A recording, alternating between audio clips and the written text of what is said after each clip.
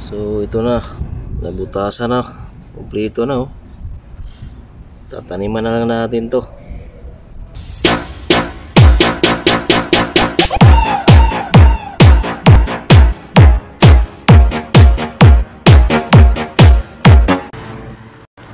So hello guys, ito na yung project natin na purpose na thunder. So ito na yung PCB layout nya. So nakating ko na rin yung PCB. Ayan. So ang haba nito is 280 millimeter. So ito yung top view. Ayan. Naka mirror. So na yung sikito nya, mga pisa. So ngayon kakatingin natin to para maidikit na natin dito. Paplansahin pa rin natin to. So ito guys, maplansya muna natin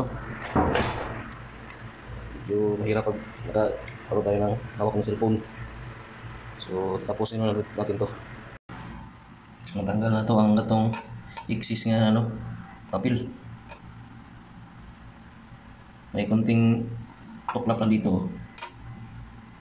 Tsaka ito. So naman natin yung permanent marker. So malinis na, ready na ibabad sa perchloride. So yun na muna. So natanggal natin yung excess copper guys. Naibabad ko na to sa perchloride. So ngayon tatanggalin natin tong numero na to, lumikit, para copper lang yung matira. Tapos plansahin na natin yung kanyang component guide sa yung top view. Okay. So ito na guys. Tanggal natin yung excess na So dito naman sa top view. Okay. Ito naman idikit natin ito dito. Ayan. Para maganda yung sobrahan ko ng konti para dito ilagay yung tornilyo. So plansahin ko muna to. So okay na guys. Transfer na yung niya, top view, yung component guide. So ang kulang nito guys, mabubutas na lang. Ito na baliktad, hindi ko na baliktad yung number, pero okay lang, nabasa naman dito okay naman lahat. So babaguhin ko lang sa nito, sa kanyang layout sa computer. So maganda yung pagkano natin ngayon. Pag-transfer lahat sa halos sa kanyang PCB. So kita-kita yung mga numbers. So madali na lang natin ito magtanim. So yun lang muna sa ngayon, magbubutas muna tayo. So ito na, nabutasan na, kumpleto na Tataniman na lang natin to.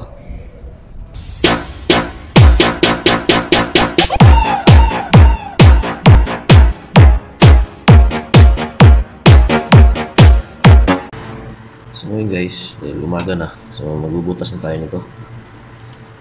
So yung gagawin natin is ipipinturahan muna natin ito ng clear para kuminta at saka makikita yung kanyang mga components So ganito ang resulta pag katapos mong matanggal yung excess na papel sa photo paper So ang gagawin mo para kuminta at saka makita yung value ng mga component, so sprayhan mo siya ng clear epoxy. Ito lang yung ginagamit ko, clear epoxy, para kumintab siya tsaka hindi na siya matuklap So ito yung clear na component guide, and lahat as in kitang-kita yung mga values ng mga piyesa So ito yung bali positive side, ito naman yung negative side ng out ng speaker. So parehong out yan kasi naka-bridge ito, under bridge. So ang target ko talaga nito guys is 100 volt. So susubukan ko muna siya maging 100 kung hindi ko muna ilagay yung output tsaka yung kabilang output. So ang pagaganahin ko ito lang muna na section. So step by step. So magpapagana ako ng mono or left or right na amp itong section na to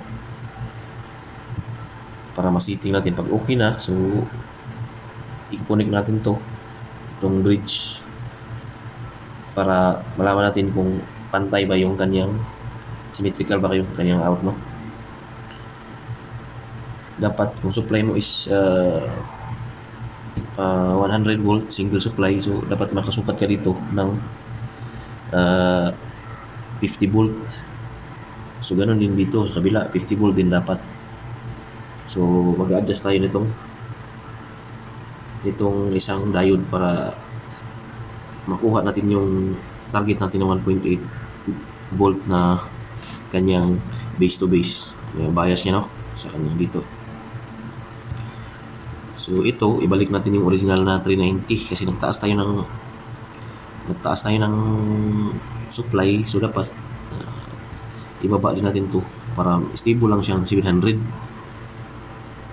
So pag mataas ang supply, so mas maganda kung sakto-sakto lang din yung kanyang bus, no, bus voltage at saka yung kanyang differential voltage. So itong differential dito, magbabase lang din to sa kanyang bus, kung anong masusukat mo dito sa bus. Siyempre madadala na din siya, no.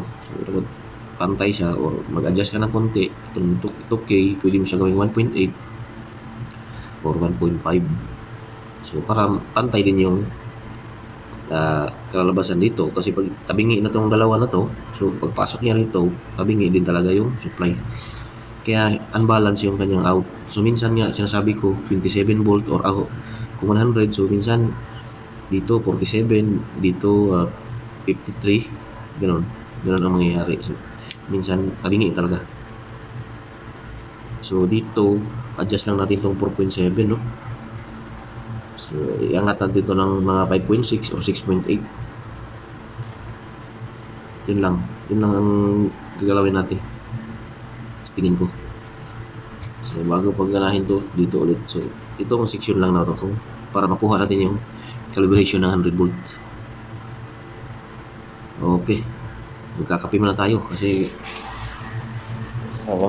bago tayo mag-umpisa lahat, so kailangan magkakape muna tayo para maano natin, meron tayong energy. So okay guys, so ayun guys, isprayan na natin to. So mali pala yung sinabi ko kanina na clear epoxy, clear paint pala. So para kumintab yan siya, yan lang, para kita yung kanyang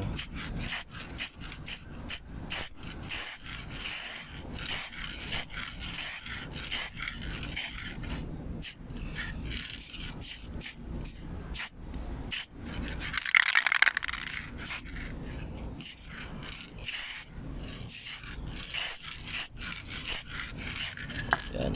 So klaro na yan, kita na yung kanyang mga value. So ganina na puti-puti yun kitang kita na may tukla pa ng konti dito. Pero okay lang yan, hindi naman natin kailangan ma-perfect yung nito. So at least na may value na nakalagay. So yun na.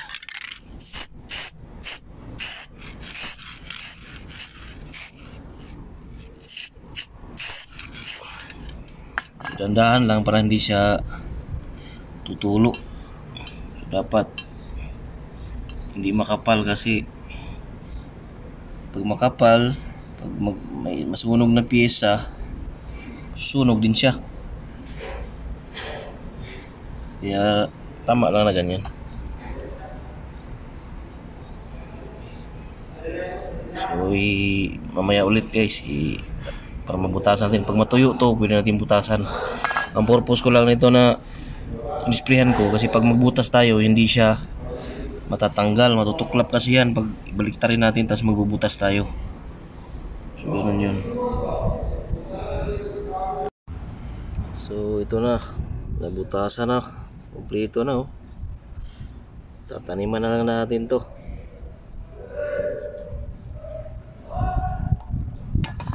Tanim na lang, tanim.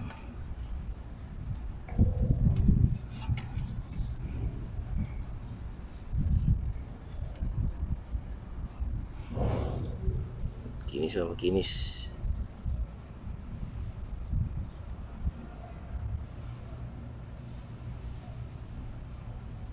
Okay.